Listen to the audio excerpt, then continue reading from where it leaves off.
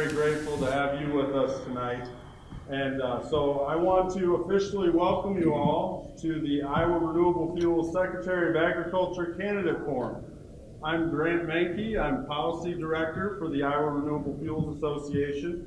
The IRFA is an independent, nonprofit, nonpartisan, state-level trade association representing Iowa's ethanol and biodiesel producers. IRFA decided to host this forum because for the first time in 12 years, we've got a real barn burner of a Secretary of Agriculture race. And we want to provide an opportunity for all of the candidates of both parties to address some of the most important issues impacting rural Iowa, and all Iowans for that matter. After all, Iowa leads the nation in both ethanol and biodiesel production, which powers nearly 4% of the Iowa economy and supports nearly 50,000 jobs. Tonight is about the candidates having an opportunity to address the most important issues facing renewable fuels and agriculture. IRFA provided each candidate with a questionnaire and background information. While the specific questions tonight may vary, the general topics on the questionnaire will be among the topics covered during this forum. So today is not about gotcha questions. It is about helping Iowans make an informed decision on June 5th and then again in November for a critical statewide office. IRFA will work to circulate the responses here to the more than 10,000 Iowa households employed by or directly invested in renewable fuels and the roughly 100,000 Iowa households who look to Iowa's rich soil for their livelihoods. IRFA invited all 6 Secretary of Agriculture candidates from both parties, and we are very pleased to have all 6 of them here with us tonight, which I understand is the first time that all 6 candidates have been on the same stage for a forum. On behalf of IRFA and biofuel backers in this room and across the state, let me say a personal thank you to each candidate for participating. Now, some quick housekeeping. We strongly ask the audience to remain quiet during the questions and while the candidates are answering. We expect folks to be Iowa nice, polite, and respectful. In addition, if you have not done so already, please silence your cell phones and any other electronic devices at this time. After brief introductions, I'll be asking each candidate a question. The candidate will have 2 minutes to respond. There will be at least 6 rounds of questions. For all but one round, there will be 1 question for all 6 candidates to answer. However, during the 4th round, each candidate will be given their own unique individualized question. At the end of the forum, each candidate will be given 2 minutes for a closing statement. Finally, if any of you in the crowd are live tweeting this event, please tag @IowaFuel in your tweets. With the housekeeping out of the way, let's get started with today's forum by introducing the candidates, and please hold your applause until all 6 candidates have been introduced. Starting on my right, at the very end, our first candidate is Republican Chad Ingalls. Chad is a 4th-generation Fayette County farmer. He is also a former Iowa State University Extension and Outreach Watershed Management Specialist and the former chair of the Iowa Environmental Protection Commission. The second candidate is Republican Dan Zumbaugh. Dan farms with his family in Delaware County near Ryan. He has served as a state senator in District 48 since 2013, and he is also an assistant majority leader and the chair of the Senate Agriculture Committee. Our third candidate is Democrat Tim Gannon. Tim grew up in Mingo and farms with his dad and cousin on the family Century Farm in Jasper County. He is also the former associate administrator of the Risk Management Agency at USDA. Our 4th candidate is Republican Ray Gasser. Ray has been farming for 50 years, 40 of which have been in Iowa at his family farm near Corning in Adams County. Ray is the former chairman and president of the American Soybean Association. Our 5th candidate is Republican Mike Ney. Mike grew up on a crop and livestock farm near Cylinder in northwest Iowa. He has served in public policy roles for agribusiness and trade associations, became Iowa Deputy Secretary of Agriculture in 2013, and was appointed to the position of Iowa Secretary of Agriculture by Governor Kim Reynolds on March 5th. Our final candidate is Republican Craig Lang. Craig has been farming for nearly 4 decades on his family's dairy, row crop, and cow-calf beef operation in Poweshiek County. He is also a former president of the State Board of Regents and former president of the Iowa Farm Bureau Federation. Ladies and gentlemen, please welcome all the candidates for Iowa Secretary of Agriculture.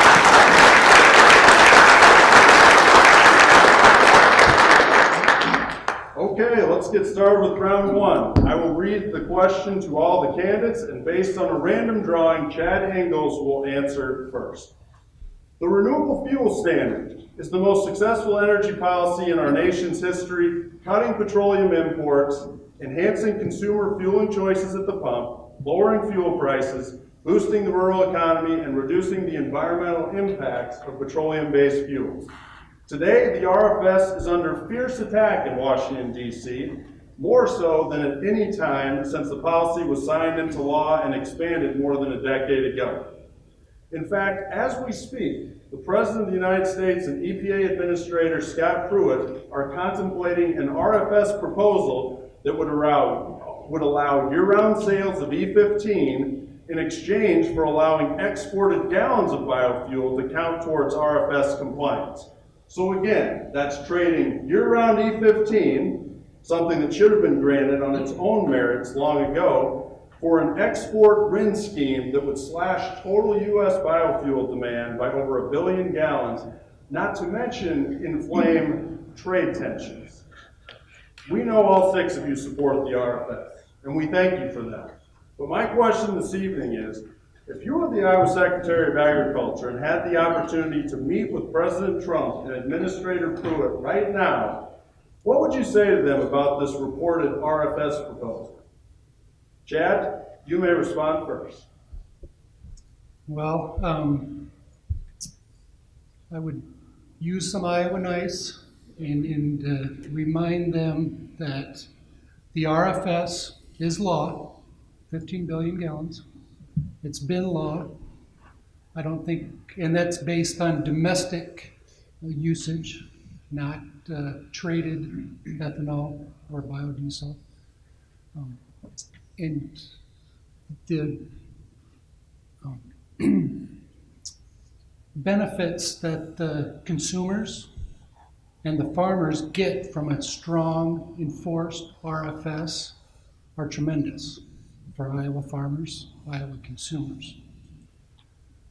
And the idea that we don't have E15 is ridiculous, I think. And I think President Trump would probably agree if he sat down and really thought about it. I'm not sure what Administrator Pruitt would say, because he's definitely pushing back on that idea. But the whole E15 loophole is all it is. It's just because E15 wasn't considered back when the waiver for E10 was put in place. They know that E15 is a better product, and they don't. And Big Oil is pushing back because they don't want market share taken away from them.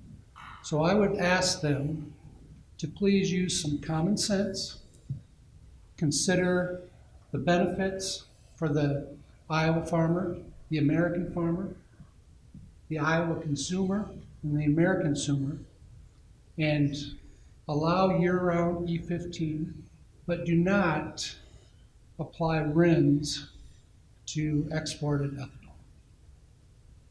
Thank you very much, Chad. Dan, same question for you. If you could be in the room with President Trump and Administrator Pruitt right now as Iowa Secretary of Agriculture, what would you say to them about this reported RFS proposal? Sure. Thank you. I all but was. That's what I feel good about. I was in full contact with Senator Ernst just today discussing this issue. And I will share with you, Senator Ernst has the president's ear. I'm really grateful for that. Your question has several little pieces to it. I'll try to break them down as I understood it. First of all, the president wants to have E15 year-round. That's something we do know.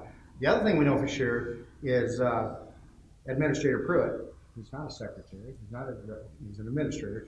He's failing to carry out the president's wishes. And so that's a real separation than to say that the two are in unison together, because they're not. He's failing to carry out these wishes.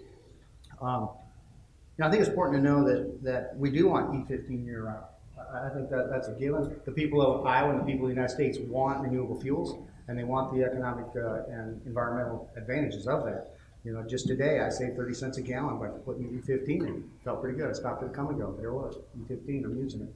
What we need to do is, our president has a plan, and we need to make sure we put the pressure on nonstop that we get that done. We need to ensure Renewable Fuels Association or commodity groups have a seat at that table, and they can continue to put the pressure on the things that Iowans want.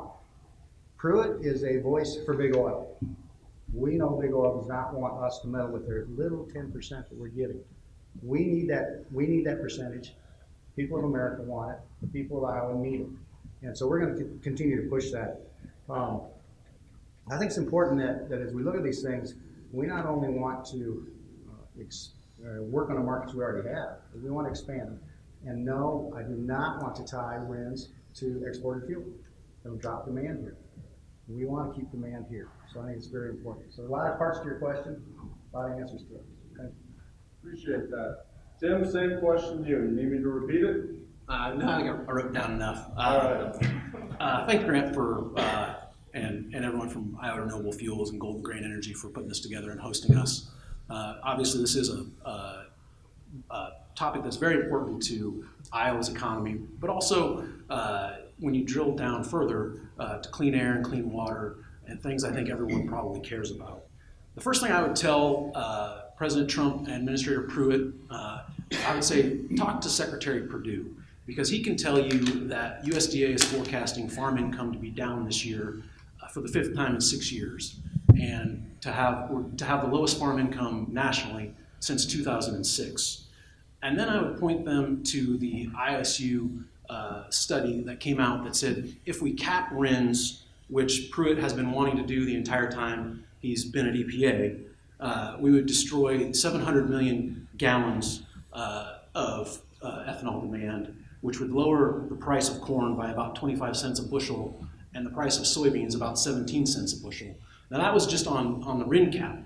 Then I would talk to them, the waivers that the Department of Energy and that EPA have granted for Carl Icahn and billion-dollar profitable refiners have destroyed over 1.6 billion gallons of ethanol and biofuel demand. So you can see that there is a definite weight on the farm economy based on the actions and inactions of Administrator Pruitt at EPA. Now, hopefully at this point in time, President Trump would say, "You're fired." But if he didn't, I would say, I'm going to go home and talk to every single commodity group in the state of Iowa and every single farmer I can talk to and say, either you listened and you took action or you didn't, because a promise was made in the 2016 campaign, and if it's not followed through, it's going to have really drastic consequences for the state of Iowa. And as Secretary of Agriculture, I would be fighting tooth and nail against that. Thank you, Tim. Ray, if you were in the room with President Trump and Administrator Pruitt, what would you say to him about this proposal? Well, first of all, I'd really like to thank the IRFA and Fuels America and IBB and NBB and all the associations that have worked really hard. Unprecedented 7 meetings with the president. I think that's really unprecedented in a lot of things that happen in Washington, D.C. And it's really a credit to the president that he listened to us. And Senator Grassley and Senator Ernst have been really, helpful in all those messages. I would tell Administrator Pruitt that, he really needs to follow the law, and he shouldn't help our major oil companies skirt the law. The law is about providing opportunities for America, but also clean and safe food. And it's about a domestic supply of fuel. It has nothing to do with exports. If we export, use RINs to export ethanol or whatever, or biodiesel or whatever it is, it's going to be a WTO challenge, and we're going to be challenged, and it's not going to work anyway. But the oil companies and Administrator Pruitt are going to get what they want, which is really about skirting the law. The law since 2007 that says you will create and use this many gallons of renewable fuels. And I would do the same thing. I'd say, Mr. President, we need to talk with Administrator Pruitt and tell him you're either going to follow the law or you're fired. That's period. And I think Senator Grassley's ready to do that today. So that's the stance that I would have. It's been great for Iowa. It's been great for America to have renewable fuels. Lots of opportunities, creates demand, and builds opportunities for Iowa and Iowa agriculture, whether you invested in those plants or not. Thank you, Ray. No. I was working with the guys today, and at our farm, it's all about sarcasm, so I'm still on that mode. So Mike, as secretary, you could meet with President Trump and Administrator Pruitt right now. What would you say to them about this reported RFS proposal? Well, thanks, Grant, and thanks Renewable Fuels Association and all the partners for hosting us tonight.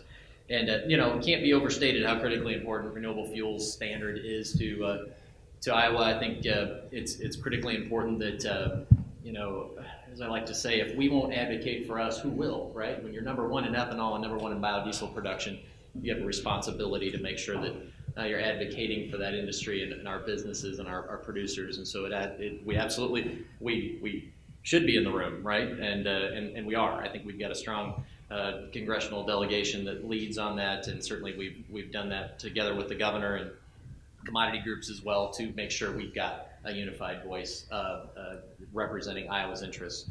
So the message to the president is very clear, which is live up to your commitment that you made as a candidate multiple times, and that you've since made as the president to defend and support the renewable fuel standard. That's pretty straightforward. Scott Pruitt, what I would suggest to him is, and it's something that we actually did suggest to him directly and in a couple of different venues, and it would be to take a page out of Secretary Perdue's book and travel. I think it was interesting that the Secretary Perdue, you know, maybe was headed down a path we weren't entirely thrilled with, and then he went to Commodity Classic, and I think he heard from a lot of folks as he worked that convention directly from our producers. And then he happened to be in Iowa shortly thereafter at the beginning of March. And I think he once again had a chance to interact with Iowans. So I'd love to have Administrator Pruitt on the ground here to talk with folks directly. Again, he's been in the state before, but we'd like to see him again. And let's really show him directly what this impact is and why we need to move forward on E15 and certainly stop this idea of RINs for exports. Thank you very much, Mike. Greg Lang, take us home. Yes, and I do appreciate the forum by our Renewable Fuels Association. I wouldn't be nearly as kind.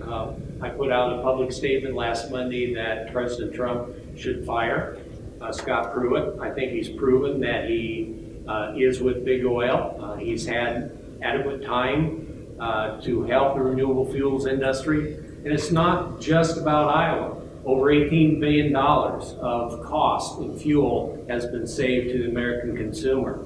The renewable fuels industry is so important to us. I wouldn't give an inch on RINs for export. That's just another way of devaluing that product that's so important to the renewable fuels industry. I would remind President Trump that he's the one that wants to be tough on trade. He's the one that promised Iowa that he would honor our renewable fuel standard. And so at this time, I think it's time to get tough with the administration. I know everybody likes diplomacy, but in this case, you have an oil man, his heart's with oil, and it'll be a continuous battle until we replace him as EPA director. Thank you, Craig. Round two will begin with Dan Zumba. So national policy is clearly vital to expanding market access for biofuels, but state policy clearly plays a key role as well. The Iowa Renewable Fuels Infrastructure Program has been a successful tool in encouraging Iowa retailers to offer more renewable, cleaner burning fuel options to consumers. Since 2011, $2.45 million in annual cost share funding has been made available to Iowa retailers interested in upgrading their fueling systems for higher blends of ethanol and biodiesel, and the program has stimulated approximately $140 million in private investment. Demand for the program, which is administered by the Iowa Department of Agriculture and Land Stewardship, remains at an all-time high. Dan, as Iowa Secretary of Agriculture, would you fight to maintain funding for the Iowa Renewable Fuels Infrastructure Program as one of your top budget priorities? Yes, That's the simple answer.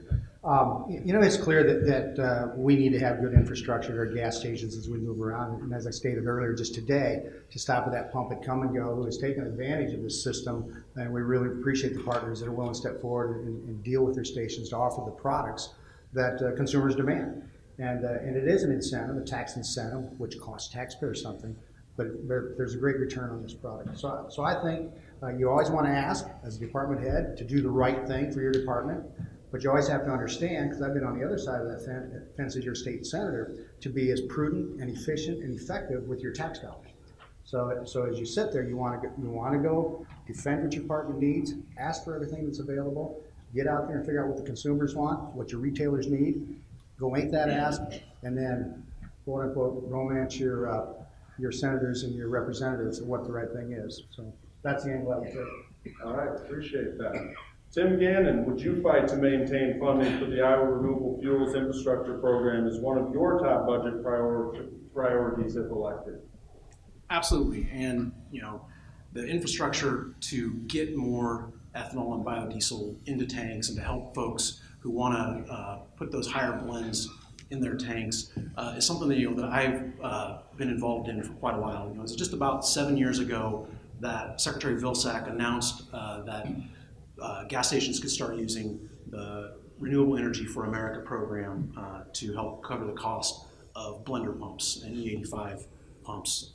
Made the announcement in Nashville, Tennessee, not the middle of corn country, but at a Thornton's gas station, and Thornton's is a company out of Kentucky that had done a lot of work already in putting in E85 pumps. And so, blocked off a couple of islands for about half an hour, which probably lost them a few gallons sales, but, made this announcement there and then met with stakeholders afterwards. And so I absolutely would continue on that work and look to partner with USDA and rural development and others who would have some money that could be invested in these efforts so that as little of that gets passed on to the consumers because of the investments that the retailers have to make.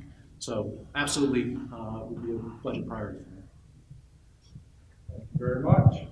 Ray Gasser, would you fight to maintain funding for the Iowa Rfid program as one of your top budget priorities? Absolutely, I would fight to maintain that. As a matter of fact, when I was Iowa Soybean Association president, we worked with the Iowa Corn Growers and the Renewable Fuels Associations in Iowa to get the legislation through the Iowa legislature, and really proud of that. And it really created opportunities for distribution of those renewable fuels. Helped all of us, to have 40 cents a gallon less on our gasoline because of that infrastructure and our ability to get there. And it helped our companies who create renewable fuels, who are owned by a lot of farmers in Iowa. Helps everyone. I really do. I'm really proud of that. I'm happy to, and I would be very happy to continue to advocate that very strongly.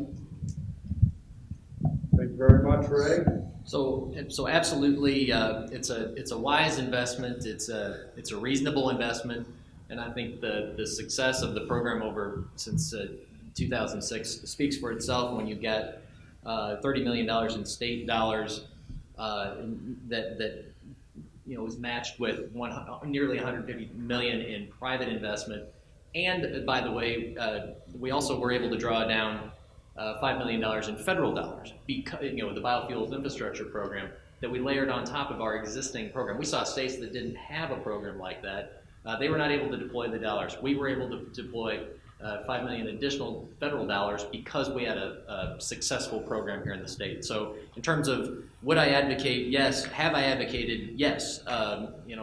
As being in the role of deputy since 2013 and being involved in preparing our budget ask for the legislature and then going and fighting for that budget in the legislature, yes. I've been a part of doing that since 2013 and with the help of a lot of different stakeholders, we've been successful in maintaining those dollars coming in, and dollars are hard to come by in some of these years, and so it's an important investment to make. It takes work to get that done, and proud of the results. So yes, it's a reasonable approach to cost share. 70% cost share up to $50,000. So there's a cap, and so again, that's where you get these projects that fuel retailers do are much bigger than that than that $50,000. And so again, it's a reasonable investment that triggers a significant infrastructure investment across the state, both biodiesel and ethanol. Thanks, Mike. Craig Lang. Yes, I would because I remember the first E85 pump in Iowa was in Grinnell, Iowa. I had to come and go. I was there as Farm Bureau President with Governor Culver. We announced that. From that, we've had a build out. Now today we have almost 500 pumps with the terminals that can use biodiesel and also ethanol at major blends. Without this tax credit, this wouldn't happen. But when you look at the big picture, what you see is 43 refineries of ethanol, 10 biodiesel plants across the state. These refineries employ people, pay high wages. It's not just the consumer and fuels and the energy, it's also the economies across the whole state that are helped when you have this kind of law put in place. In fact, I think it should be increased because when you look at the value of the tax dollar, these are the kind of tax dollars that really result in much more money flowing in. So, yes, I would. It's been a long history, and it's been a good one. Why change it? Thank you very much, Craig. Chad, Ingalls. You know, it's a long time between answers when you go first. But definitely, I would support and advocate for maintaining and increasing the funding for the Renewable Fuels Infrastructure Program. I think this is probably one of the most valuable programs within the department as far as increasing consumer choice to the most consumers across the state. It's still challenging in my part of the state to find an E15 pump. In so many small towns, there may be just one retailer. And if we can do anything to add the opportunities to purchase additional ethanol blends, higher ethanol blends, in those small towns across the state and in cities across our state, I think we have to do it. And I would say we have to invest more, especially when we get the E15 waiver and consumers are going to want to purchase that product. Thank you very much, Chad. On to round 3, where we will begin with Tim Gannon. So I think it's fair to say that nearly all Iowa farmers would agree that Bill Northey had a very impactful, productive, and successful 12-year run as Iowa Secretary of Agriculture. Would you not agree with that? Yes.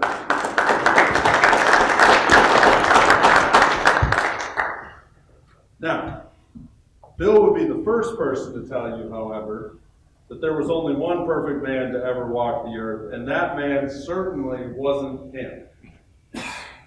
So my question for you, Tim, as Secretary of Agriculture, name at least one thing that you would have done differently than Bill Northey, or something that you will do differently than Bill Northey if elected. Fair question. And for the folks who didn't catch the Vilsack reference, I'm the lone Democrat up here with the 5 Republicans. But, you know, I think that we have not taken advantage and done as much as we can and could have and should have done to protect soil health and improve water quality. And I know that, you know, there were times when Secretary Vilsack was trying to get both Governor Branstad and Secretary Northey to go very big on and take action that would be really would have put the dollars into the nutrient reduction strategy. And for whatever reason, Governor Branstad and Secretary Northey didn't want to work that out with him.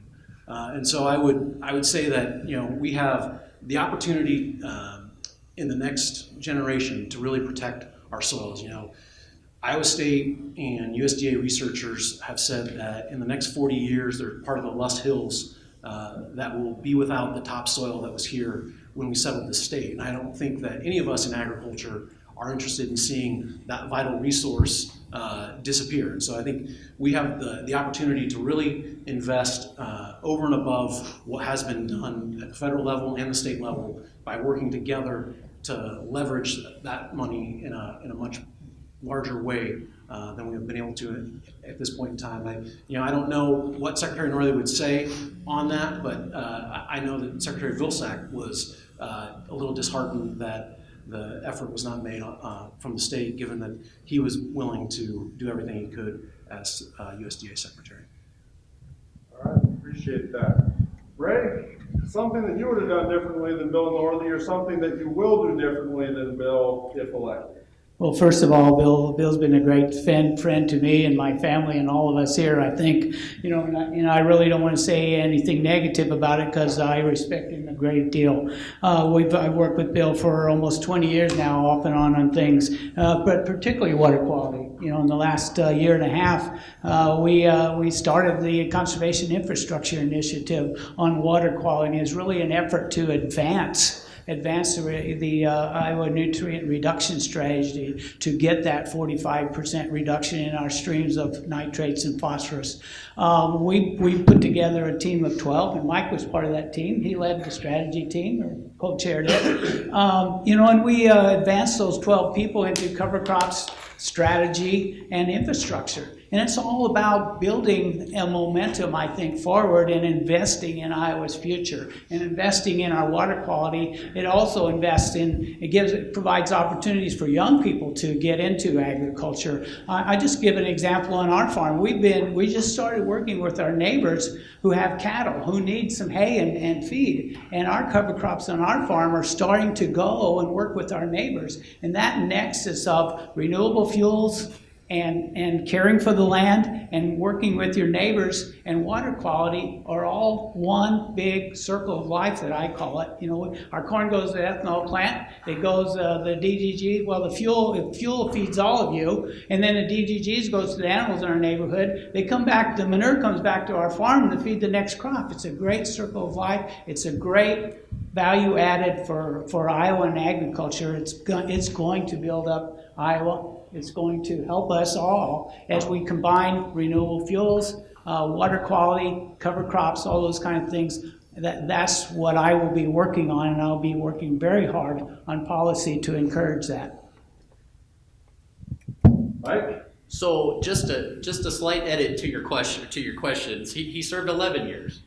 I'm serving his 12th year. Get me in numbers. That's a bad So, that's just one little caveat there. But I get asked this question a lot, and what I will say is, one, there's no doubt that Bill Northey raised the bar in terms of what we expect of the secretary and what can happen at the Department of Ag, and he's a great man. I couldn't think of a better person to be where he is in that role at USDA, and I'm proud that he's there. So I'm proud of the fact that I've worked alongside of him since 2013 to help raise the bar. And so I'm very comfortable with where we are, no surprise there, right, on things at the department. But I do like to remind folks that, Bill left office. I was sworn in March 5th, and we didn't just push the pause button here. We've been on the move since. March 6th, we got up and went to work. And so it's not so much that we're doing things different than what Bill Northey would have done, but the fact is we are taking the next steps on water quality. We have a new funding bill that was passed earlier this session, Senate File 512. It gives us the opportunity to take the next step. We also have some additional funding and some work that we're doing on improving our animal disease response preparedness. These are all things that we're taking steps on. I've got ideas about improving our customer service through a new IT system upgrades. I mean, those are just things that we are doing in the course of just running the Department of Agriculture. So I wouldn't go back and change anything about the way Bill Northey conducted himself in office, and frankly, we're moving ahead in that 12th year of the end of that his third term. Thanks, Mike. Craig? Grant, my mic's on now. Do you want me to repeat my first two answers? I actually saw Ray shut it off when he sat down. Yeah. Hey, and I didn't start that fire you talked about. Yeah. One thing about being together this much, we kind of know each other's answers. I was surprised Tim answered the question a couple ways. It's on my website. I do believe that we need to focus on healthy soils. Healthy soils create wealth. Healthy soils will reduce nutrients in our water. In relationship to the question, what would you do differently than Bill? When the Des Moines Water Works sued our 4 counties, our 4 counties, I would have taken the leadership in that. I would have stood up and protected our farmers in those counties, and I would have been the voice for agriculture, because I think they were left out there wondering who was going to help them. They needed somebody to come in and protect them, and I believe that the Secretary of Agriculture should have done that. The other thing is, you know my past history. I'm not afraid of controversy. In fact, controversy makes better people. Controversy makes better solutions. And if there's controversy out there that affects our rural communities, that affects our farmers, their profitability, what little there is left of it, you know that I'll be out there working for them. I'll be helping them every day as Secretary of Agriculture. Thank you, Craig. Chad, same question for you. Yep, and like I think everybody else so far, I'm going to focus on the water quality side of it. I think we have put in a great foundation for addressing the water quality issues in this state, and Bill Northey was out in front on this issue nationally. It took some courage as a farmer in a farm state to step up and say that the farmers are contributing to an issue, and it was based on the hypoxia issue in the Gulf of Mexico. But took ownership in that, and Iowa became the first state to develop a nutrient reduction strategy, and Bill was out in front of that. But what I would do a little bit different is on the implementation side.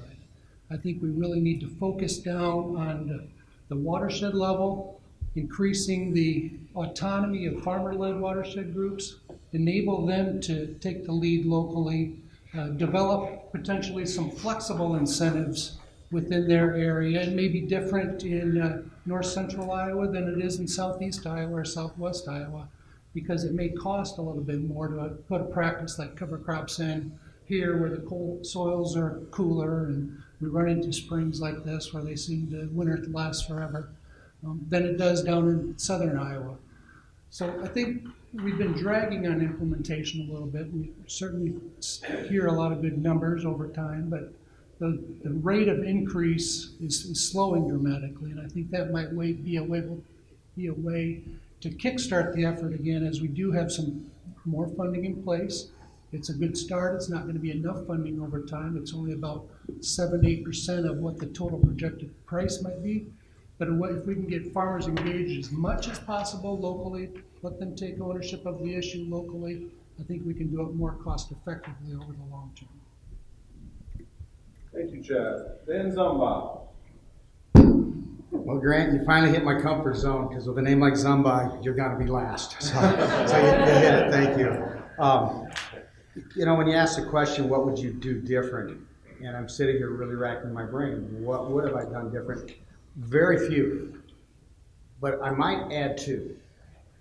One thing that I found vividly clear in my 6 years in the Iowa Senate, and that's working with the Department of Agriculture, working with the other departments, there is a very consistent, clear, and present disconnect between our urban friends and our rural friends. There's this lack of information, and there's some information that's incomplete that really creates a divide. And I would be a non-stop liaison, along with everything else you need to do as the Secretary of Agriculture, to bring our urban and rural friends back together. Our rural friends know why we do what we do. We know why there's a practice going on in a farm field and all the advantages that it has, whether it's a grass to waterway or a riparian strip or a terrace or contour, all the things we know, and we're doing it. But our urban friends don't have a handle what's going on. They still visualize a 120-year-old red barn with hay in the top, a few cattle in the bottom, and manure getting pitched out by hand. That's the visualization that they have. We know that our modern livestock facilities that are wide and low, with the best air exchange we've ever had, the best environment for the employees, the best environment for the animals, and the best barn for the environment. And I want to help bring those folks back together and bring that education component all across Iowa, so that our friends in urban Iowa know exactly why we do what we do, and we're doing it for all the right reasons. So your question isn't so much what would I do different. I would attempt to do more. Thank you. Thank you very much. That closes round 3. Round 4 will begin with Ray Gasser. And this round is a special round where each candidate will receive a unique, individualized question. So, Ray, one of your 4 main priorities listed on your website is defending Iowans' right to farm. While many farmers would say, just let me farm and keep the government out of my operation, many of our newest rural neighbors are folks who may have moved from the cities onto acreages and may take issue with some of the sights, sounds, and smells that are part of modern farming. My question for you is, as Secretary of Agriculture, how will you balance the right to farm with the growing concerns of Iowa's new and more urbanized population of rural neighbors? Okay, well, so I have traveled the state.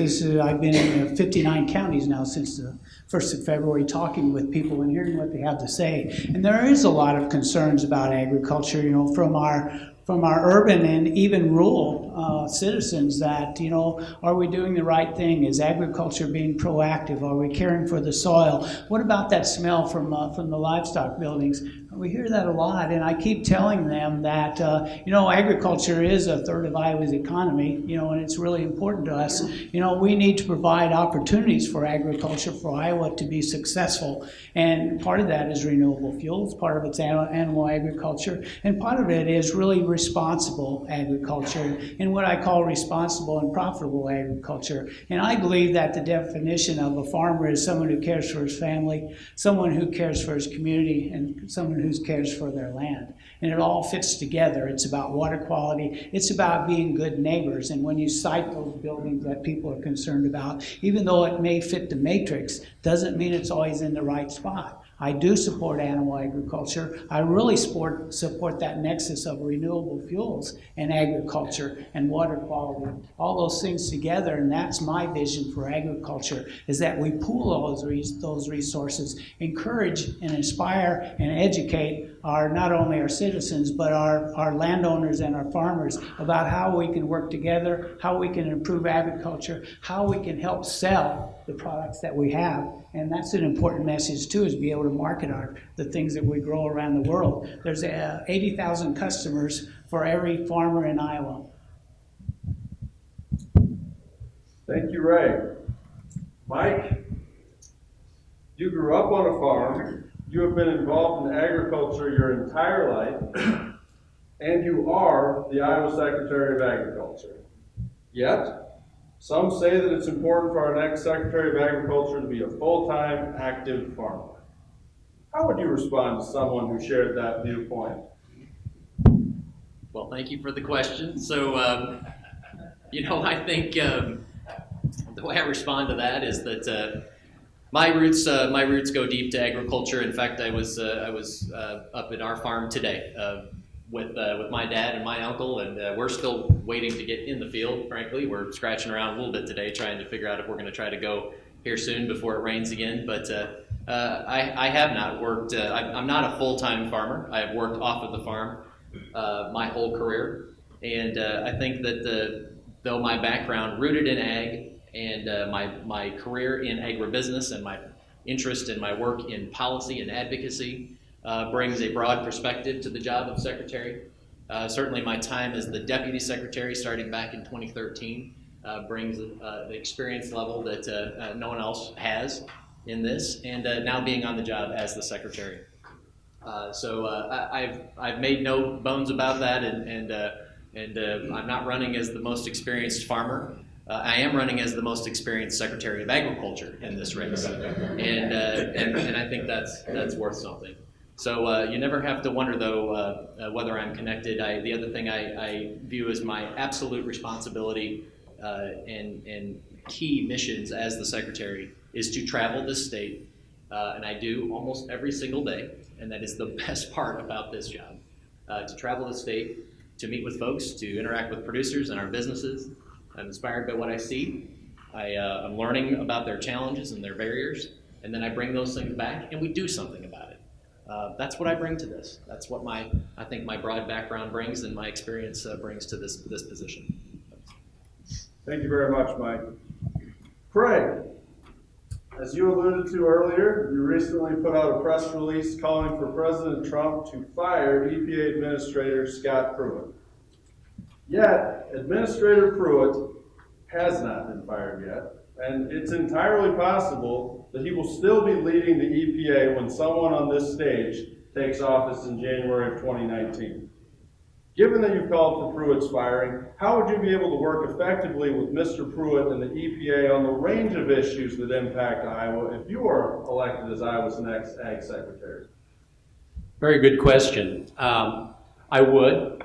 I'd be very careful working with him because, let's face it, the hardship waivers he's granted, I think we're done behind the back of President Trump. And there's one thing that you learn in working in policy for as many years as I have. You can like the person, you can work with the person, but you don't have to like their policy. So this is really important for Iowa. And quite frankly, I've been upset that other Iowans haven't reached out and said enough is enough. To lose 1 billion bushels of corn potential sales at a time where we're 50% of our income that we were 50 years ago, at a time when NAFTA, TPP, and now China is put on our backs. And quite frankly, as an Iowan, it makes me angry when Secretary Mnuchin says that $50 billion, no big deal, it's only 1%, 1% of the GDP, but it falls all on our back. So it didn't take an oil man to give us the waters of the U.S. release, but this is so important to the state. I think we just have to face each other and say, that's how I feel. And fortunately, Senator Grassley's tweeted out the same thing now. Say, it's time, he's sick and tired of it, and maybe it's time for President Trump to tell Pruitt he's fired. So maybe by that time, he won't be there. Thank you very much, Greg. Chad. Your campaign blog notes that beginning farmer programs must be more attractive to retiring farmers than the CRP. While some farm groups argue that too much CRP set-aside ground can limit opportunities for beginning farmers, some environmental groups have been critical of Iowa farmers, saying that they are farming too many acres of environmentally sensitive marginal lands. As Iowa Secretary of Agriculture, how would you address the challenges of beginning farmers while continuing to protect marginal land?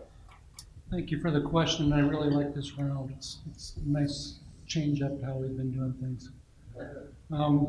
Yes, young and beginning farmers have a lot of challenges. And when the federal government is actively outbidding them for pasture land, for crop land, it's kind of maddening sometimes. As what could be justified as the young farmer on this stage. I lost 20% of my operation to CRP, to the federal government. Granted, I've been farming for 25 years, and it's not like I'm just getting started. But to have 20% of your operation pulled out from under you at a rental rate that was ridiculous for the area is irritates you. And some things I think we can work on. We can certainly strive to have CRP put in marginal lands. The way the whole farm CRP setup was, we had a neighbor that went in and to enroll a marginal part of the field, and the rental rate continued to go up as they added the whole field and whole farm in because the soils got better. So that rental rate and what CRP pays should be inversed from what it is now. And I would work with the USDA to try to change that so we paid more for marginal land that would go in there and that we would spread those CRPs across more acres. We shouldn't have a 160-acre block of CRP when we could have 10 or 16 10-acre blocks spread across the landscape. That would make a whole lot more sense. It would make a whole lot more opportunities for young and beginning farmers, whether if they wanted to row crop or if they wanted to add a cow-calf operation into a row crop operation, instead of having the federal government constantly try to outbid them on rental. Thank you. Dan, as the tariff battle with China has ramped up recently, You have encouraged farmers to be patient and to focus on the end game when it comes to trade negotiations. However, the short-term pain cannot be ignored. Just in the U.S. ethanol industry alone, we are looking at over 200 million gallons of lost export opportunities to China in 2018 due to the increased ethanol tariffs that have essentially closed the Chinese market. As Secretary of Agriculture, how will you address the short-term pain for Iowa agriculture as these trade negotiations with China unfold? Now, we have a president that wants a better deal. And I had the opportunity recently to meet with those in China that came to the Iowa Capitol and wanted to talk to me as the chairman of the Senate Ag Committee about this trade. And in that conversation, the obvious came out. We want to sell them our products. But what doesn't get out in the media is they want to buy our products. It's not always told. That's a two-way street. And we have a president that wants to make a better deal. I have been a nonstop conversationalist with our U.S. delegation to get that better deal done. I have been patient. Farmers in general are patient. You know, the markets did not respond the way the media thought that they would. Today, December corn is over $4. November beans are over 10. And so there's still opportunity out there. We want to cut a better deal. You know, it's like three checkers on the board, and we want to get them all stacked up. We have a willing buyer, a willing seller, and someone wants a better deal for us. We want to get behind that to push to make it happen. You know, creating fear and assumptions doesn't help us. Cutting a better deal does. The other thing we need to do is to ensure we're looking for other markets and expanding our markets. We don't want to just hang on to the markets that we have, but we want more markets. I think it's really important that we need to continue to negotiate bilateral agreements. A is going to deal with B. A is going to deal with C. We are going to deal with D. And continue those agreements where we can get one-on-one. We lost some agreements with the TPP. Let's continue to open more markets. Let's get behind the president and push. Get behind our legislative leaders in Washington, D.C., and they are fighting hard for us. I'm in constant conversations with our U.S. delegation to get that done, and I feel very honored and privileged to have the opportunity to do that. So I think it's important that we look for that better deal, get that better deal, get our markets expanded to other markets, push for the better and wider deal in China. So we're looking for the whole package. Thank you, Dan. Tim Gannon, in your role at USDA, you helped oversee implementation of new crop insurance options for farmers. Crop insurance is a critical risk management tool for Iowa farmers, yet some critics say that in limited cases, crop insurance can actually incentivize farmers outside the Corn Belt to plant acres to corn that have little hope of producing a robust crop. As Secretary of Agriculture, what changes or improvements to crop insurance would you encourage as Congress continues to debate the next Farm Bill? Thanks, Grant. And you know, very important debate going on the Farm Bill right now. And it's disheartening to see that it is breaking down on partisan lines right now, because it's always been a bipartisan group of rural folks who've put the Farm Bill together. And so I hope that the Senate version, they're able to bring that back to the fore and then work out something at conference that will indeed be bipartisan. On the issue of crop insurance, I always felt that crop insurance only works as well as the worst policy available to a farmer somewhere in the country. And so, you know, our experience with crop insurance in the Midwest is very positive. You know, you look at the 2012 drought, and at RMA, you know, and for years after the 2012 drought, you'd meet with folks and they'd say, you know, the only reason my son or my daughter is able to be farming today is because we were able to weather the drought of 2012 with the help of crop insurance. Didn't make us whole, but it kept us in the game, got us back the next year. So I think that the important discussions on crop insurance that have to be had are how can we continue to improve the program for non-corn and bean farmers, you know, for non-I-state farmers. You know, those are the terms that get thrown around a lot. And I'm heartened by the budget deal earlier this year because it raised the cap on underwriting capacity so that RMA and the private sector delivery system are going to be able to do more to create programs and products that will work for livestock farmers. That, you know, to this point in time, RMA had $20 million to go into underwriting livestock policies. And so, you know, that didn't go very far. And so at a time when dairy prices would be really, really bad, or the market would be tanking, you couldn't sell the one program that would have helped dairy farmers, LGM dairy. You know, it was just what, you know, it would go on the market, and within minutes the capacity would be used that day, and then it wouldn't be available again for another month. Thank you very much. Moving right along to round 5. Mike Nag will answer first. In this round, despite your compliment, Chad, we will go back to everyone responding to the same question. So, free and fair trade is vital to Iowa agriculture, including ethanol, distillers' grains, and biodiesel. With historic ending stocks of both corn and soybeans, Iowa farmers and Iowa's economy are in urgent need of additional market demand, both domestic and international. Increased trade opportunities for ethanol and fair trade treatment for biodiesel are critical to the future of Iowa biofuels and Iowa agriculture, but recent tariffs and trade threats are putting those opportunities at risk. Mike, as Iowa Secretary of Agriculture, how will you use your office to support existing trade opportunities for biofuels abroad and work to create new trade opportunities that will expand biofuels exports? Well, very good question, and you know, very much certainly as I've traveled the state and visited with producers and with our ag businesses, this is a very top of mind issue with good reason, right? Deep concern with the situation developing with China, and also watching NAFTA and the challenge of, or the delay in bringing a NAFTA agreement to conclusion, and now knowing that we're up against the clock in terms of can we get a NAFTA agreement through fast track authority to the Congress in time before the end of the year. So these are critically important issues that need to be resolved, and it's frankly uncertainty that we do not need in this ag economy. So what can a secretary do? Well, again, I'll tell you the way we've engaged so far is one that, to be an advocate for Iowa's businesses and producers, right? So we're number 2 in terms of the value of the ag products that we export as a state.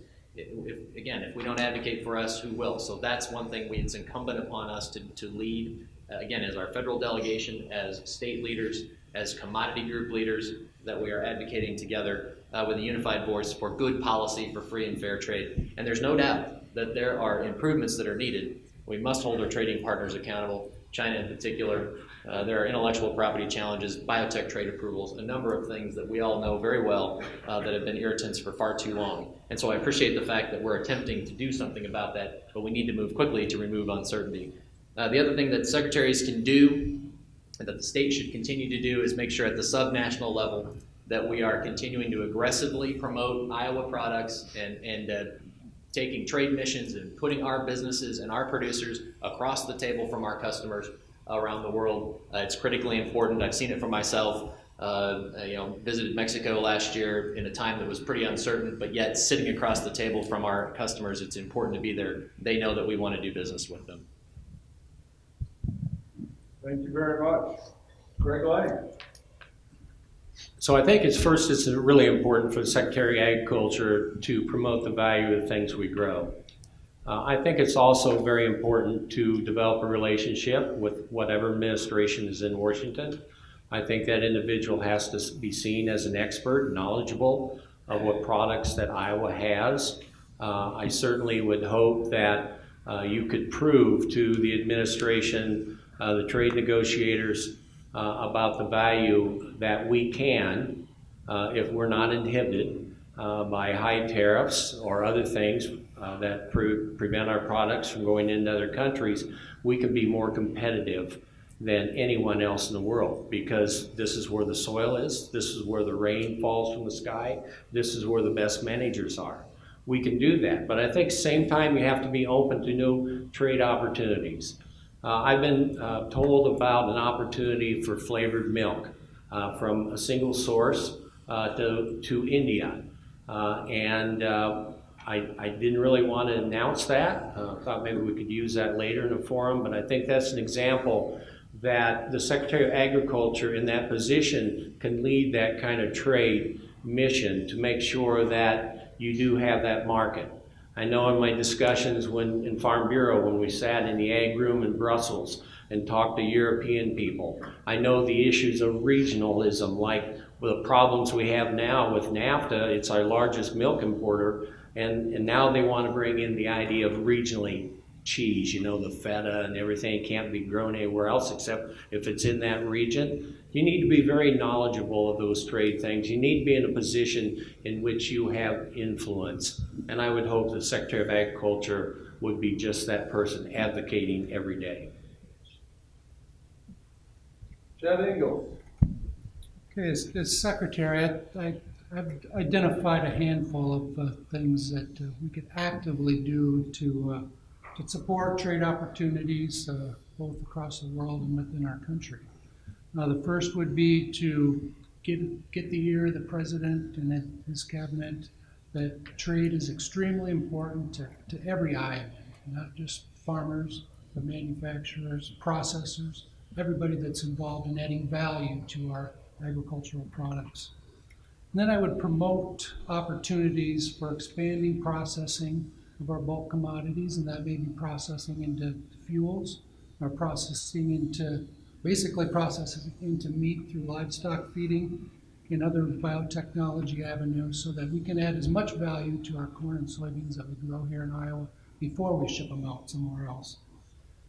And then I would promote Iowa products, not just internationally, because that's extremely important to do. We need to build markets across the world, but we also need to remind our fellow countrymen, whether they're on the East Coast or the West Coast, that we in Iowa provide or grow some of the best products in the world.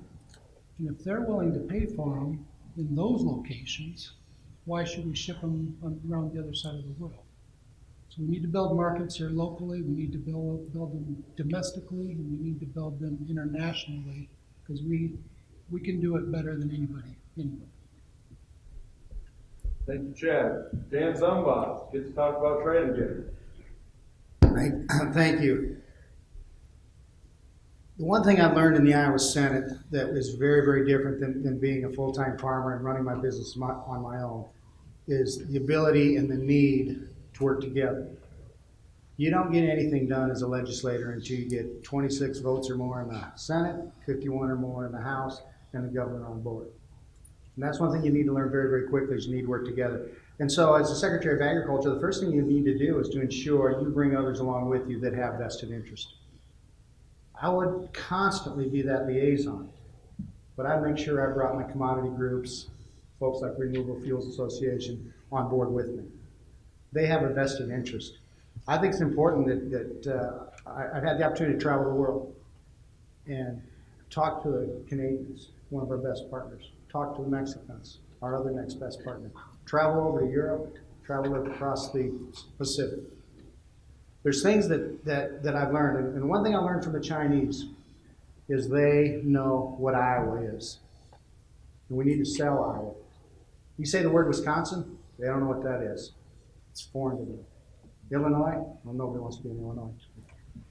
But they know what Iowa is. In fact, just recently I had a long conversation with Governor Walker, and we talked about some food security. We're trying to make a Midwest coalition about food security, and I'm joking about him. I said, you need to teach the Chinese how to say Wisconsin, because they don't have a clue where you're at. And so it's about bringing people together, using the organizations that we have, and continue to be that liaison to promote what Iowa has and what we can be. Thank you. Thank you. Tim Gannon. Thanks. I think, we have to, no matter the national leadership view on trade, we have to continue to make the case locally to our own folks that trade is a positive. We have to continue to meet with our customers here and abroad when we visit them and when they visit us to know, so that they know we are ready to supply their needs no matter what happens. You know, it is really sad to see what's happened to the sorghum export market. You know, folks from Texas and Oklahoma and Kansas worked really hard to create an export market to sell the sorghum to Chinese buyers to use as feed, and they recently had 178% duty slapped on sorghum. And so, you know, 6 huge ships loaded with U.S. sorghum that folks in China had been willing and ready to buy based on years of work got turned around and sent all over the world because they didn't want to buy it. And, you know, I think we're starting to see some of that now with Chinese customers saying, you know, we're going to buy every last bean we can from Brazil, and we're going to buy every last bean we can from Canada, and U.S. orders aren't moving. And so, you know, you have to be ready to keep that relationship alive, even if there's a little bit of disruption in Washington, D.C. You know, you go back about a month ago, and as I was traveling the state, it seemed I heard 2 things from farmers. You know, they wanted to see warmer weather in Iowa so that they could get in the field, and they wanted to see cooler rhetoric in D.C. So that they knew their product that they were growing this year would sell at the end of the year. And so I think, you know, we have the Secretary of Agriculture in Iowa has to be ready and willing to make that case to people here so that they know the importance of trade, they don't forget that, and then also to our customers and to leaders who may not have the understanding that we do. Thank you very much. Moving on to round 6. I didn't get the answer. Craig Lang. I didn't get the answer yet. Oh my goodness. You can't take shit.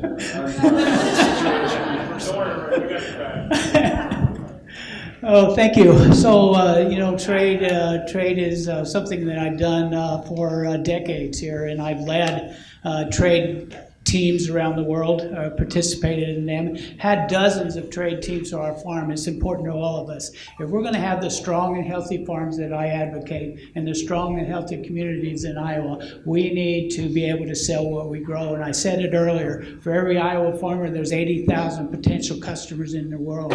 We need to remember that. And you know, if anyone's got experience in trade, it's me, about building relationships and opening up opportunities. But free and fair trade is important to all of us. And trade agreements help us to reduce those barriers. And it's more than just tariffs. You know, it's phytosanitary and sanitary issues that keep our products out of there sometimes. You know, it's also regulatory approvals that I've worked on a lot that allow our new technologies in our seeds, particularly here in the United States, to get in, be accepted, you know, around the world. Those are important ways that we can advance agriculture. If we don't stay on top of technology, if we don't stay innovative, we won't be competitive in the world. I remember way too well the embargoes of the 1970s, what led to the 1980s. We lived that on our farm, and we were broke like everybody else, but we were stubborn enough and survived and paid our bills finally and really found opportunities there. But in those times, we were looked at as a residual supplier. And we worked for 30 years now, our organizations, corn, soybean, beef, pork, poultry in Iowa, to create those opportunities in our customers that we would be a reliable supplier. And we need to continue to have that. There's a lot of difference between a reliable supplier and a residual supplier, how much money you receive. Thank you, Ray. Forgive me for the oversight there, and thank you to the audience for keeping me honest, keeping me on track. Now we'll move on to round 6 with Craig Lang starting us out. While a lot of Iowans may not realize it unless they look closely at the stickers on the Iowa gas pumps, the Iowa Department of Ag's Weights and Measures Bureau plays a key role in consumer protection for all Iowans, assuring fuel quality, proper labeling, and precise measures at the pump. Recently, we've seen increasing efforts by the petroleum industry to use national weights and measures rules to slow momentum for biofuels by pushing for restricted marketing terms, product names, and labeling practices for higher blends of ethanol and biodiesel.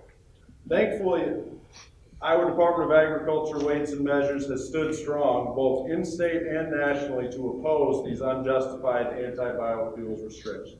As Secretary of Agriculture, would you direct the Weights and Measures Bureau to continue fighting hard against petroleum industry efforts to unnecessarily restrict the marketing terms, product names, or labeling practices retailers use to sell higher blends of ethanol and biodiesel? Yes. You want me to explain? If you would like. That doesn't. You gave me the answer. I mean, what's going on here? It's another ploy of big oil trying to disrupt the renewable fuels industry. It's just going on everywhere. And I'd also add to this why we were trying to get Bill seated in Washington. You had Ted Cruz there bringing in allies like. You start small engine, you just name it. The whole group there now all at once is against renewable fuels, and there's a conspiracy going on, and it's big oil. So that's one thing you can do as Secretary of Agriculture, and my answer is yes. All right. Thank you very much. Chad Ingalls, would you direct the Weights and Measures Bureau to continue fighting against those petroleum industry efforts to restrict biofuels? I suppose I can't just say ditto. But definitely, I think that's one of the strongest yeses I could have tonight. That we need to push back. We need to work to make it simpler and more understandable for the consumer when they go to the gas pump. To understand that the E15 is better than E10. It's better for their pocketbook. It's better for Iowa. It's better for the Iowa farmer. It's too often too confusing when you go up there. I try to find E15 every chance I can. And it's hard to, but when I do, I find it and I try to fill up with it. And when I'm standing there filling up, I look around and nobody else is using it. Why? Because they don't understand necessarily what the product is. So we need to work even harder to make it simpler and clearer and uniform across the state. That they're getting a better product if they choose ethanol, and even better product if they choose higher ethanol blends or biodiesel blends. So I would definitely push back against any national efforts to dilute or restrict labeling for ethanol products. Thanks, Chad. Dan Zumbaugh, would your Weights and Measures Bureau keep fighting against these anti-biofuels attacks? Right now, I feel bad for Mike because every answer that could be put out here is kind of getting spoken before the poor guy gets it down there. But the answer is yes. What I've learned in the Iowa legislature over the last 6 years is the closer to the business or the closer to the home or the more local the regulation is, the better it is. And anytime you have a federal regulation try to trump a state regulation or a state regulation try to trump a local regulation, it tends not to fit as well. So I'm very proud that Iowa has stood strong in keeping that Weights and Measure Bureau in the Department of Agriculture, along with all the other things that they do, whether it's a pesticide bureau and the other regulatory agencies within the department. We need to keep that there. We need to keep Iowa control on Iowa pumps off of the products that Iowans want, and it's very, very important we continue to do that. I was going to say, it's all been said, we just haven't all said it, but Danny would beat me to that, so. Yes, if I were to be trusted to be Secretary of Agriculture, the Weights and Measures Bureau would definitely stand up for Iowa consumers and for Iowa products. There's a thread through a lot of this, and that is petroleum. When you look at the person who's the administrator at EPA, Scott Pruitt, and the person who's the Secretary of Energy, Rick Perry, one is from Oklahoma and one is from Texas. I don't know how many people have seen Dennis Green, former football coach. He had a little explosion after a game one time. He said, "They are who we thought they were." We are fighting against petroleum because they've gotten folks entrenched in those two important offices. And so I would absolutely fight them on weights and measures. But we also, I think, need to be looking at how can we market ethanol and biodiesel so that we're selling more of it, even if it is E15. Chad said he fills up with E15. He doesn't see anyone else doing it. Well, I had a chance to talk to Dave Sovereign from Golden Grain a couple weeks ago, and he's talking about the gas station in Cresco One side of the pump says E15, one side says unleaded 88. It's the same gasoline, but he told me that unleaded 88 sells better. So, how can we figure out ways to market what we're already producing so that folks understand the benefit that it has to them? Not just that, E15 is a little higher ethanol, it's going to help the ag economy, but that extra octane, can be beneficial to them as well. Thanks, Tim. Great answer. The answer is same as everybody else's, yes. Big oil, I want to talk about big oil really. They have a monopoly on the distribution of fuels in the United States. We need to remember that. They also have a monopoly on lawyers, I believe, and they can't wait to litigate us on the renewable fuel because they think they can outspend us all. And they're sure going to try, but they cannot out-lobby farmers and renewable fuels people who really are there and real people. They cannot out-lobby us in the legislature, and that's where we're going to win this thing. We shouldn't get into litigation with them, if at all possible, because they have a monopoly on those lawyers. Thank you, Ray. Well, absolutely, Grant, and it's. We have fought some battles over the last couple of years, haven't we? And I think certainly around the Federal Trade Commission and labeling around E85 and how that intersected with Iowa rule, and we worked through that, and we were able to engage with stakeholders, including PMCI, to make sure that we could get to a place where we can provide some clarity and some direction from the Department of Agriculture about how to proceed for our fuel marketers, and that's just one that we worked through. This constant attempt on E15, labeling restriction and marketing names, and we must continue to, we have to protect consumers and make sure that they understand what those labels are, but we've got to be able to promote this product in a way that advances the industry as well. So absolutely, we're directing the Bureau today to do just this very thing. It's important that we engage and we send a team to the National Conference of Weights and Measures and those standard-setting bodies, because that's where those handbooks and those guidelines are developed, and those are the things that are implemented in rules all across the country. It's important that Iowa have a presence there, that a state regulator has a presence there, that a state with renewable fuels like we have has a presence in those discussions, and we've ensured that we have done that, and we'll continue to do that. 42,000 pumps in this state that get inspected once a year. Samples that get taken at plants, ethanol plants and biodiesel plants, and at the pump, and get sent to Iowa Central, a community college fuel testing lab. I had a chance to visit there. It's been a couple months ago now, but a great facility and a great example of a partnership. And so that's a good thing that's been developed too over the last couple of years. And so absolutely, we will stay engaged on this issue. Thank you very much. I made it through everyone that round. All right, on to round 7. And we'll be back to Chad Ingalls. Protecting Iowa's water quality is a top priority for Iowans, and numerous Iowa stakeholders, including Iowa farmers, are clearly committed to making long-term, significant, and dedicated investments to continuously improve water quality and help ensure that all Iowans have access to the safest, best quality water. Early last session, the Iowa legislature passed and Governor Reynolds signed Senate File 512, a bill that will provide $282 million in new funding over the next 12 years to continue implementing Iowa's nutrient reduction strategy and to support water quality efforts. First, a show of hands question for everyone, mixing it up a little bit here.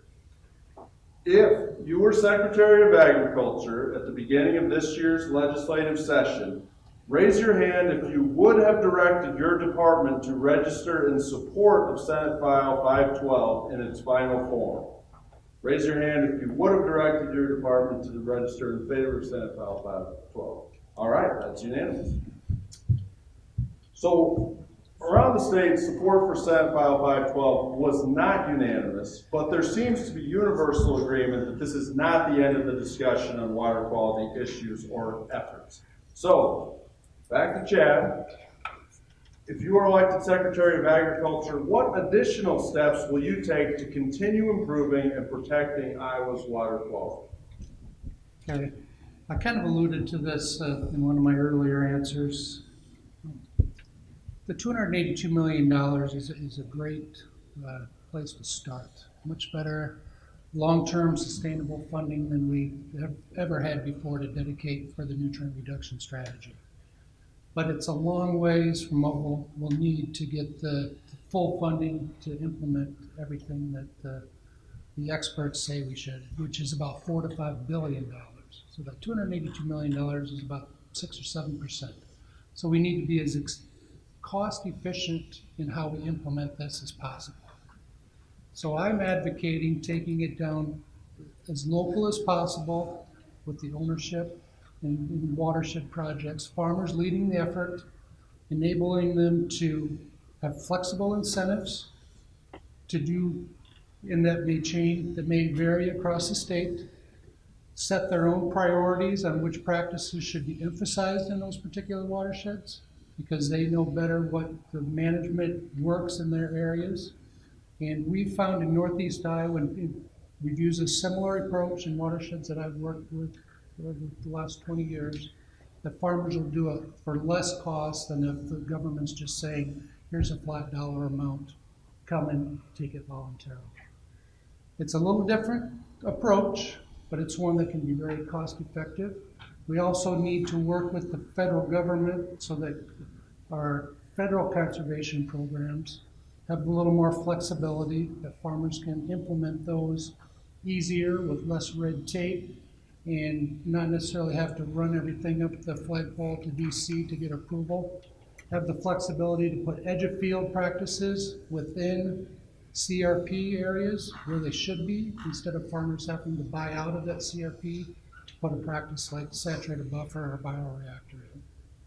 Thank you very much.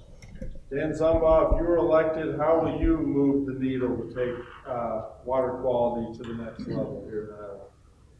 Well, first of all, it was an absolute honor to help write Senate 512. That was a real privilege of mine. It was a 3-year process. It started in the House, came to the Senate, changed a lot of forms. There were other alternatives that weren't as acceptable. And this is the one that over half the legislature could agree on, and they did. So this is a fantastic beginning point.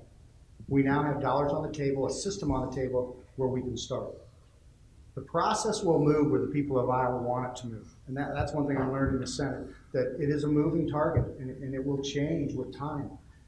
The other thing I learned, and that I think is very important, is this education factor has to continue. Earlier I talked about ensuring the opportunity to educate those outside of agriculture of what we're really doing well out there. That's important. But we also need to educate those inside of agriculture.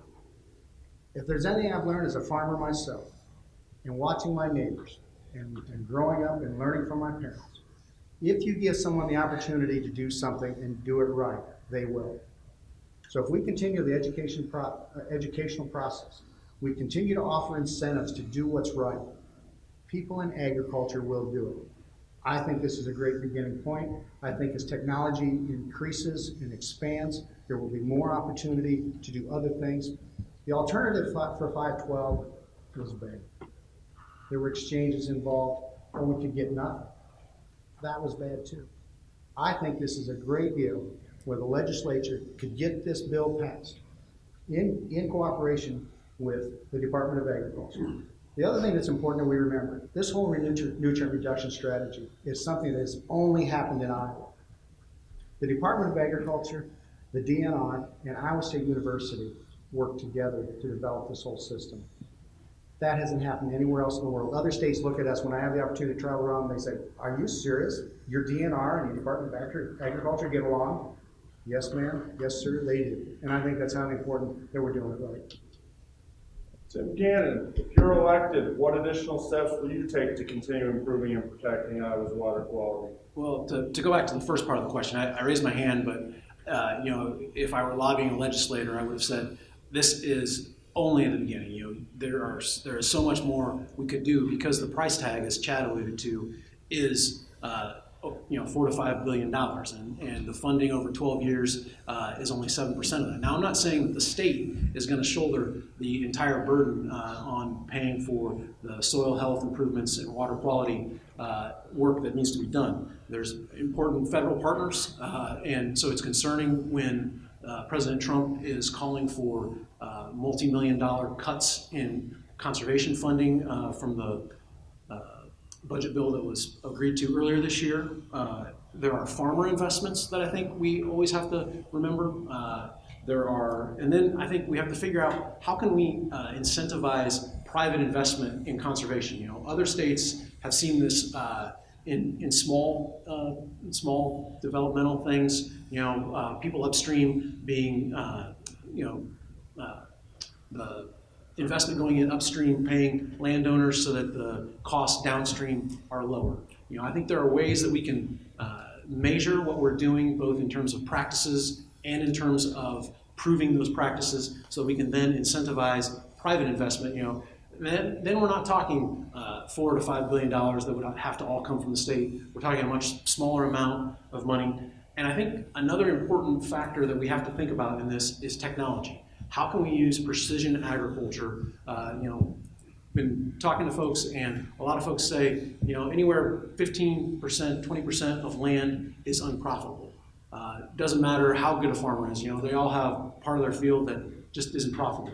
And so if we can target, you know, some conservation work to that, you know, maybe that's where the CRP should go. Maybe that's where the cow-calf pasture should go. You know, I think we can layer in precision agriculture to help us spend money better and be more successful. Thank you, Tim. Ray Gasser. Okay, so rain falls on all of us is what I continue to say, you know, whether we live on the farm or whether we live in the rural areas or in the cities. So we all have a role to play in my mind. On our farm, we live water quality, I believe. You know, we've been building terraces and waterways for 40 years and 30 years of 100% no-till, and now for the last 8 years growing cover crops, and half the land that we farm today is in cover crops, and whether we own it or rent it, either one. I think you need to lead by example as the Secretary of Agriculture. Senate 5512 was a good start. I have been and will continue to advocate for the 3/8 of a cent sales tax to help with water quality, as long as the majority of that goes toward agriculture and helping agriculture be successful and develop a strategy to continuously improve there. You know, we need multiple sources of funding. It can't just come from the legislature. We need to think about revolving loan funds and private opportunities for funding, whether it's farmers or landowners or some other way of funding. We need to think a little bit outside the box. We need to continue to work with cities like Cedar Rapids and Dubuque and others to work upstream and help farmers install those practices that really don't benefit them on the farm, but it does benefit the city, like bioreactors and saturated buffers and those kind of things. You know, farmers and landowners need and want to have information. They need and want to do a better job. They need information on research. They need data. They need technical assistance so they can make good decisions on how they can improve their water that leaves their farm. Thank you, Ray. Mike Day. Well, thank you. You know, thrilled that Senate File 512 passed. We worked hard on that over the last couple of years. I was thrilled that it was the first bill that Governor Reynolds signed as governor, and when I participated in that bill signing and I spoke, my comments that day were that these dollars would not work alone. We would work hard to make sure that they were leveraged and that we could attract the partners to get to where we need to go. And as I look back, we're coming up on the 5th anniversary of the nutrient reduction strategy being finalized at the end of this month. And I'm very proud of the work that's been done by Iowans across the state, both in the urban and the rural landscape as well. Lots of milestones that we're hitting. We're measuring in a multiple variety of ways: water, land, human inputs. Last year, the report shows that $420 million was spent on practices in the state of Iowa that have a positive impact on water quality. These dollars do not work alone. We'll announce later this month a large federal partnership that is only possible because we have the effort that we do in the state of Iowa. We aren't even close to figuring out and measuring how much private funding goes into practices that has nothing to do with cost share of public dollars, and that's a significant number as well. How do we move ahead? So today we rolled out the 6th iteration of cost share for water quality initiative, again offering cost share for cover crops, no-till, strip-till, nitrification inhibitors. We need to continue that statewide approach. We need to continue to develop demonstration projects that help us prove practices, improve the economics around practices.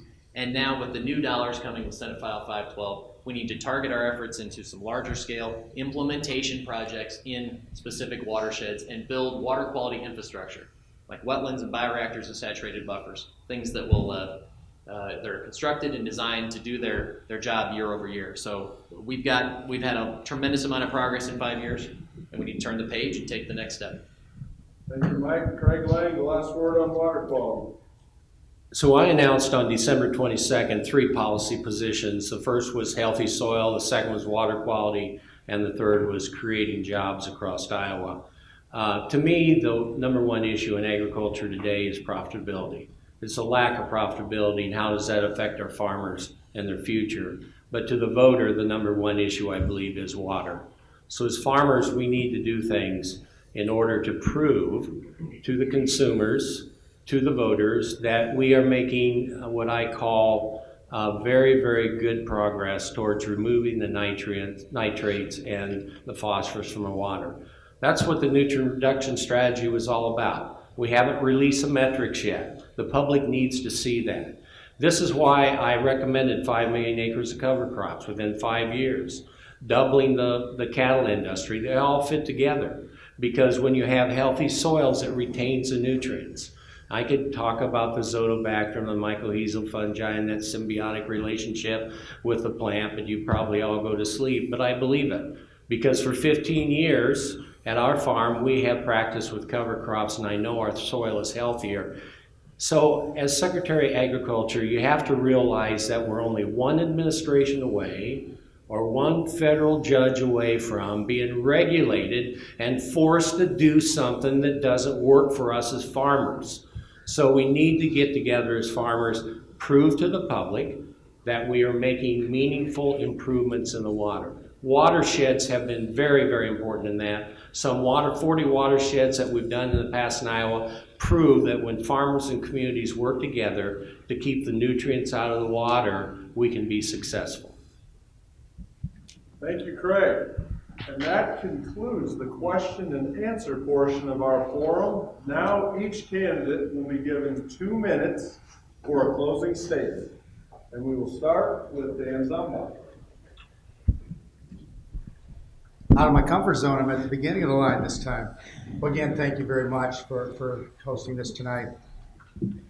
I think it was evident, very evident tonight, there's a lot of similarities sitting at this table. And I look up and down this room and I consider these gentlemen friends. We're all advocates of agriculture. So sometimes I think we need to take a look at, what are our differences? What do we bring to the table to have you make a choice? Who would be the best Secretary of Agriculture? I think the best way to predict the future is to look at the past. I started my farming operation during the 1980s, and it was tough. And I nursed through that. I had a nasty fire in the 1990s that burned my livestock facilities. I got together with my banker, my wife, and God, and I nursed through that. In 2000s, the good Lord handed me this thing called a tornado, and that was a tough day to stand there and not cry in front of my children and my wife, because I needed to be the strong one that day. And we nursed through that too. And I've had a lot of good things. Bride of 34 years, 4 children, 3.5 grandchildren, and my career is, I'm pretty proud of that too. And my farming career has been successful. But I don't want to be judged by the great things that happen in my life. I want to be judged by how I work through the struggles in my life, because there will be struggles in the Department of Agriculture. I bring something to the table that some of the rest of the folks don't. I have that 40 years of experience and seen a lot of struggles. And I'm very proud of working through that. But the best thing that I have to offer today is I have 6 years in the Iowa legislature where I've shown the people of Iowa that I do what I do what I'm asked to do, and I get it done. The Iowa legislature is an experience of I've learned how to collaborate, communicate, and bring people together. If you look at my committee, as chairman of the Senate Ag Committee, I work with both sides of the aisle. You need someone that has the personality to bring people together. One of my biggest compliments that I had, and it happened twice recently, was when Iowa State University President Wendy Winterstein mistook me for Bill Northey. I think it's our strong bill. It was a compliment, and I will work hard to not only do what Bill Northey did, but to do more. Thank you. Remember to vote for Dan. End of the alphabet, last name starts with Z, Zumbach. Thank you. Thank you, Dan. Tim Gannon, closing statement. Well, Grant and the folks from the Iowa Renewable Fuels Association and Golden Grain Energy, thanks again for organizing this and giving us a chance to talk to folks tonight. To the members of the media here, I hope your coverage gets picked up far and wide, because as I was coming up I-35 today, I think everyone who drove that route saw a lot of folks in the field. So I don't think everyone who otherwise would have been here is here due to the weather we've experienced this spring. I'm running for Secretary of Agriculture because I don't want to see in Iowa where we have some metro areas that are doing pretty well, but the rest of the state struggles to keep up. And when you talk about falling farm income forecasts, and you look at the population loss in 71 of our 99 counties between 2010 and 2016, it makes me nervous. It makes me nervous that we won't have the kids in schools, that we won't have the bodies in churches, that we won't have the hospitals that are needed to provide basic health care and the clinics that are needed to provide basic health care. And that folks are going to have to drive further and further to find jobs, whether they're farmers or not. And I think that rural Iowa is a special place, having grown up in a small town. And I think that it has a lot to offer our state. And I don't think that we should do anything that would hurt that ability for rural Iowa to continue to renew itself and provide us the great people it always has. Agriculture is fundamental to that. But we need to figure out, as ethanol and biodiesel have given us the blueprint, how to do more with what we grow. And so I think we need to invest in research at Iowa State and our community colleges so that people have the training, and we're creating industries that use what we grow and raise in new ways to create jobs that help people who want to stay in rural Iowa stay there, create wealth and industry, new industries, as ethanol and biodiesel have. So thank you guys for putting this together, because I think you helped us figure out how we can continue to grow rural Iowa and provide that economic opportunity that's so much needed. Thank you. Ray Gasser. My name is Ray Gasser, and I would like to be your Secretary of Agriculture because I have a lot of experience in agriculture, and I've always worked as a team. My wife Elaine and I have been married 40 years, and we started out as a team from scratch on our farm in southwest Iowa. We didn't have those multiple generations to help us through the 80s, but we stayed optimistic, and we paid our bills, and we moved forward, and that's exactly what I'll do as Secretary of Agriculture. I will be optimistic. I will help people move forward. I will encourage those activities that allow young people and encourage young people to come into agriculture. We need them for those next generations. We're about 59 years old on average here, and we could use some help down the road, and it's our future as we invest in our future, whether it's in water quality and caring for the land. Soil health and water quality really do fit together. They're hand in hand in my mind. That's one of the visions that I have for agriculture, how we'll move agriculture forward, but also we'll create opportunities for young people to provide opportunities, as Craig said, with grazing and using our cover crops in other ways. If we do 12 million acres of cover crops in Iowa, that's a whole nother industry. We need seeds, we need people to help sell that, we need grazing, all those kind of things. It'll create opportunities for Iowa. It'll make Iowa better, and we'll be investing in our future. We also have to sell the products that we grow. And I have more experience than anyone else with 50 trade missions around the world, leading those things and experience and relationships with our customers around the world. I have the most experience on foreign policy in the United States also. That's what will make me a great secretary, to help me serve you and Iowa well. And I appreciate your vote on June 5th, or before. Mike Nagg. Well, thanks again, Grant, and thank you to all of you for being here tonight, participating in this event. So it's absolutely an honor to serve as your secretary today, and we've talked some about Secretary Northey and the work that's been done over the last several years, and again, I'm proud of the fact that I've been a part of that team as the deputy secretary since 2013. That has been part of raising the bar at the department and accomplishing so many of the things that we talked about tonight, especially on water quality.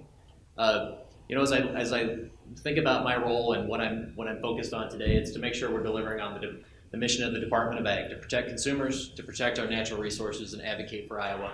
And there's been no shortage of work to be done since taking over at the beginning of March. As I think ahead, and we've talked about these issues tonight. I think we've absolutely got to stay laser focused on water quality, show that states can lead, show that non-regulatory approaches work, and have an answer to show that this is the right approach. 2 is to make sure that we protect and expand our markets, both domestic and international.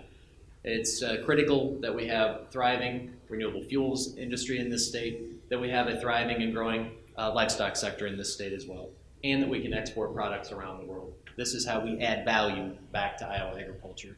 And the third thing, and I'm hearing it everywhere I go when I travel the state, and that's this tremendous need for workforce and talent in agriculture to go to where we need to go next. We've got to attract and retain that talent. Retain folks who live here today, make sure our kids know, our students know that there's high-tech, high-paid jobs available to them. Attract talent into agriculture and into the state of Iowa as well. And those are the challenges that I see and the things that we need to be working on. So again, I'm Mike Nagg. I'm your appointed Secretary of Agriculture, and I would absolutely be honored to be your elected Secretary of Agriculture, so I would appreciate your support on June 5th. Thank you again for being here tonight.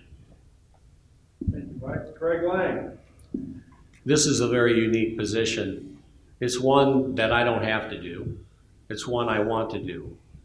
When I discussed running for this position with our 2 sons, we milk 700 cows. We have a cow-calf operation. They're running the operation very well. I thought I was pretty important and needed on the farm. They said, well, how quick you leaving, Dad? I said, well, I'm not even elected yet. But I put forth a vision. When I see Iowa, I see green. I see capturing photosynthesis every day of the year, storing the carbon, cleaning the water.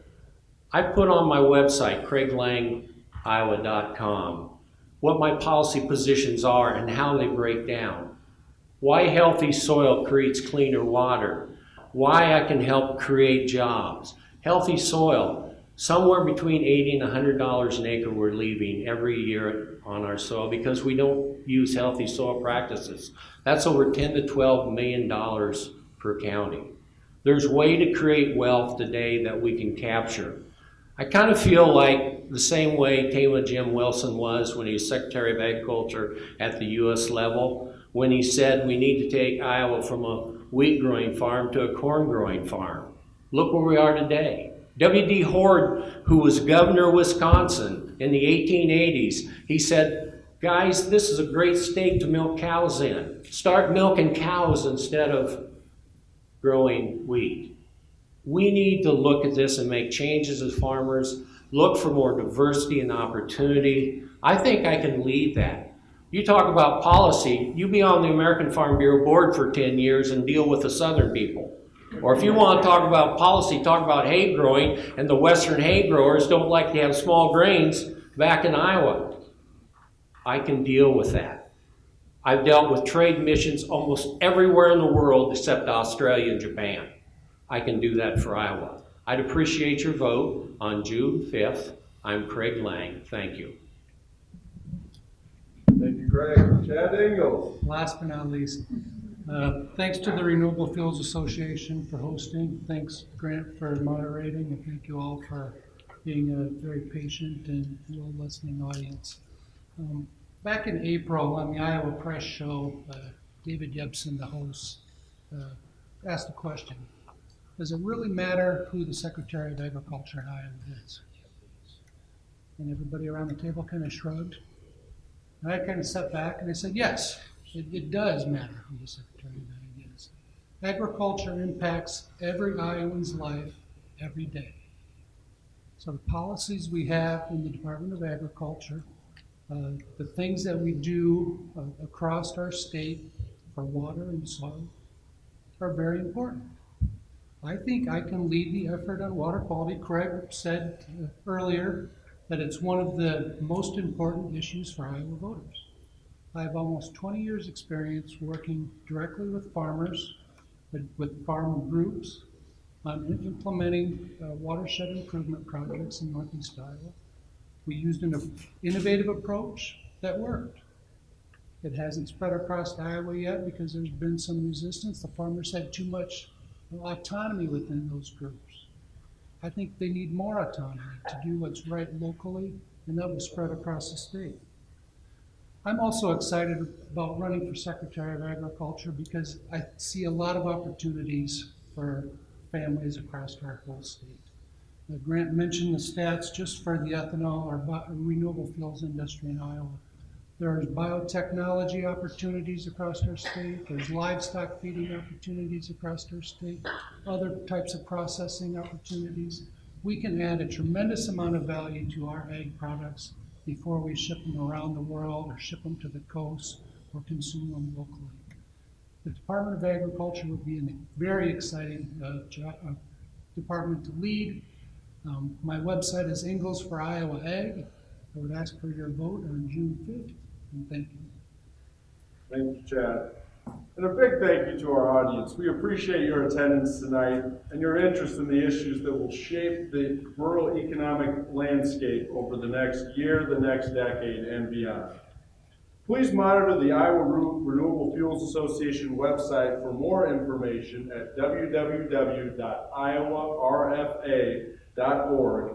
And for additional updates or info on biofuels, please follow us on Twitter at Iowa Fuel or on Facebook at facebook.com/iowa.renewable.fuels. Also, video from today's forum will soon be available at the IRFA YouTube channel as well.